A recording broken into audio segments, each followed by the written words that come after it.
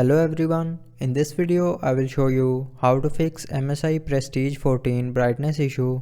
So before starting the video, don't forget to subscribe the channel and also press the bell icon. So to fix this issue, follow every single step as I am showing you in this video.